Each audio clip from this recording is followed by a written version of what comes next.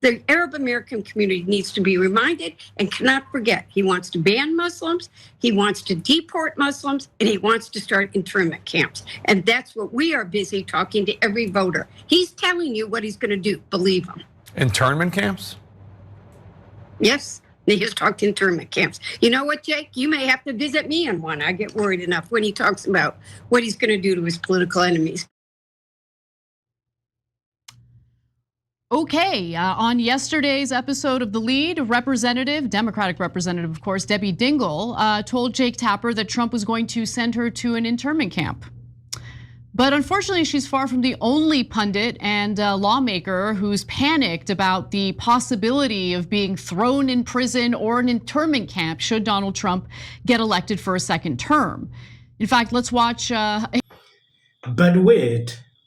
Trump was there for 4 years. I didn't see this. Why are Democrats creating this fear-mongering amongst people? I see this every day.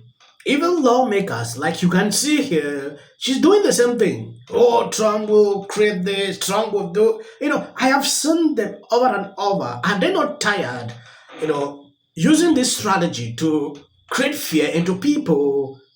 It is insane. And it's reaching a level, I love what I'm saying. Liberals are freaking out. Like, stop all this. This is the descent into fascism, if we so choose. Normalizing January 6th, it's a day of love. It's a day of love. I'll say it again and again and again. Normalizing enemy from within. I'll say it again and again. I'll say it again and again until you get tired of it, until it's not so funny anymore, or you think he doesn't mean it, until you realize he does mean it and it's too late. Saying these strict abortion bans are a beautiful thing. Yeah. Are you kidding me? We got to wake up. And here's the good news, because I come with such dire warnings, and I mean them from the bottom of my heart as a daughter of refugees who came here escaping war, came here for America to be a part of a democracy, to be a part of building something beautiful where they could be free. I'm telling you, the good news is that I believe women will be the beacon in this election. Am I losing my mind in feeling that this hyperbolic rhetoric is not helpful? Yeah, well, 50-50 in my. So I just voted. Yes, this clip was shared on Twitter. This is what this person wrote. This is what consuming right-wing media does to a person on the so-called left. Anna did not waste time. I don't support Trump. I also don't think it is helpful to call him a fascist or a Nazi. Those words actually mean something beyond not liking a candidate. I also don't think listening to or reading the perspective of conservative voters is a flaw or something I should feel ashamed of. Okay, this lady is going against the narrative of Democrats struggling to paint Trump some kind of image I have never seen. It is not working. People are not listening. If this kind of things were working, you will not see polls like this. Trump will be losing, but instead they are the one painting him all these kind of names, but at the same time panicking like Kamala might not win. If this thing was working ever since, Trump would have been done by now. So when Debbie Dingell says he's going to start internment camps, he never said that. That is not helpful. On that, you're 100% right. Because once she says something that he didn't say, then not only the right wing, but independents will discount every other thing you've said. Not just every other thing you've said, but every other thing that anyone on the left has said. He never said internment camps. Don't say that.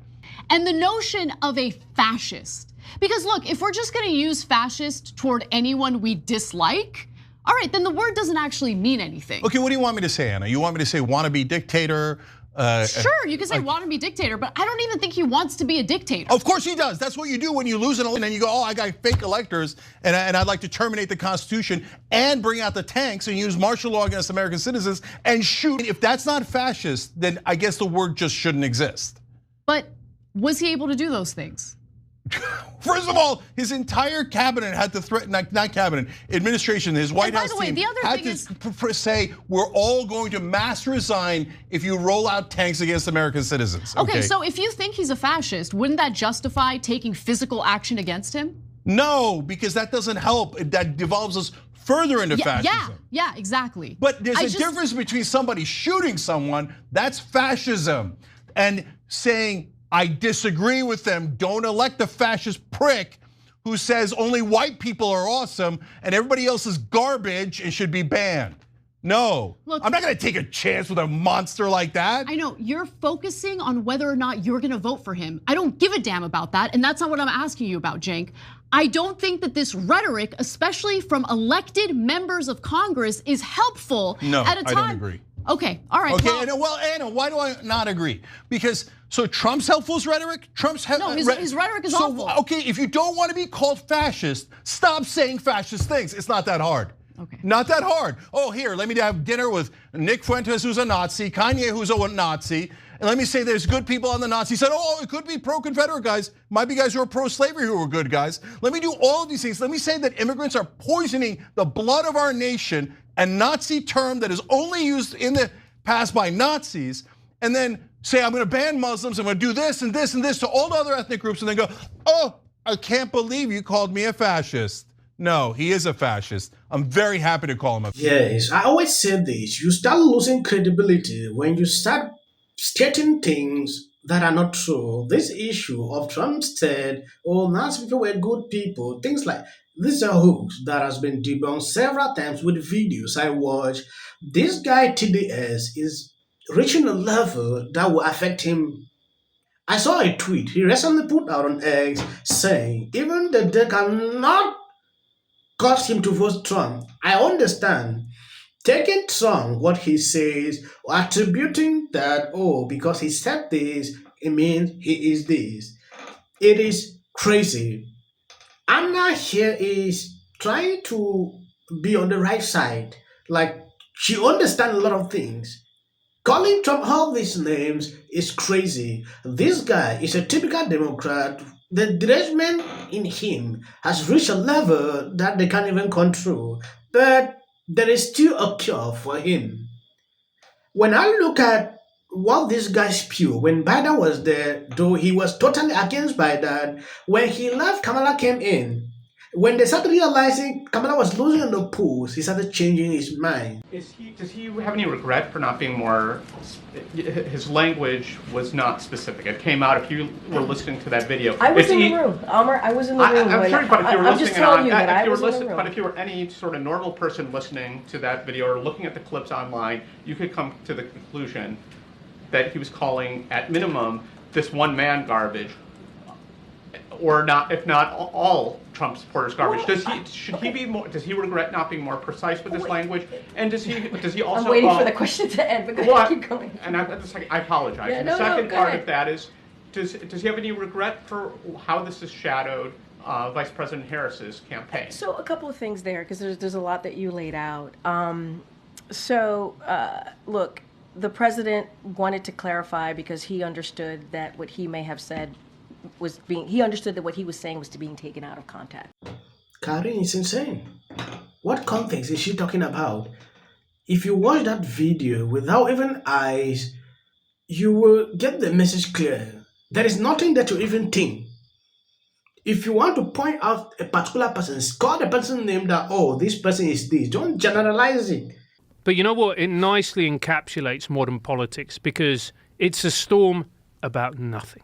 It's a storm about a joke at a rally. And actually, everybody's focusing on that instead of the huge problems that America has, which we all need to be discussing in a calm, serious, and sober manner.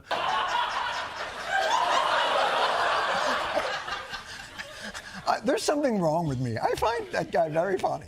Opening act, grabbing headlines for all the wrong reasons. A comedian who offered unfunny, racist, cringeworthy jokes. Basically calling. Please share the video and subscribe if this is your first time coming. If you love what I'm doing here, God bless you.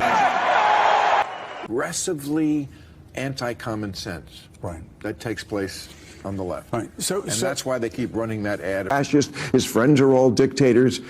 I don't care about that at all. Not at all. Fight for your country. You're calling yourself. Well, this is a problem. Holmes Enterprise. If you are over 18, please register to vote for something else. Are now stepping forward. Seen before. I don't care if they write that. This is happening. She's very close to Trump. She's 30. A financial Republican. On Tim Walz. Look at what Democrats are experiencing. And sometimes there's a trend line that I never noticed before and make me go, whoa. You know, Whoopi, you always say you don't believe in polls. Throw a birthday party for Diddy. Hey, you're calling yourself. Well, this is a problem. If you are over 18, please register to vote for